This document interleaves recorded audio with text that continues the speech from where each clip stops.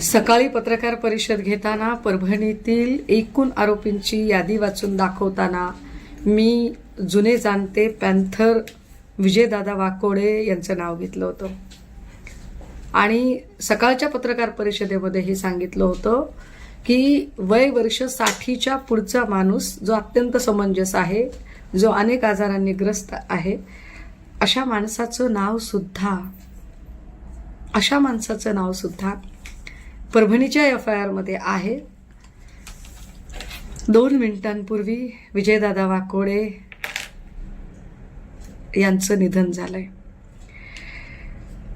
परभणीतला एकूण हिंसाचार, जाळपोळ आणि हा तणाव सहन न झाल्यामुळे अजून एक परभणीतला योद्धा चळवळीने गमावलाय. राज्याचे सन्माननीय मुख्यमंत्री महोदयजी, काय आता तरी आपण परभणी प्रकरणाकडे काळजीने लक्ष देऊन संबंधित जे पोलीस अधिकारी आहे, ज्यांनी स्वतःचा नाकर्तेपणा झाकण्यासाठी ह्या सगळ्या गोष्टी केल्या, काय त्यांना तातडीने बडतर्फ कराल? प्रश्न समस्त महाराष्ट्रातल्या चळवळीतल्या अनुयायांच्या वतीने आपल्याला आहे.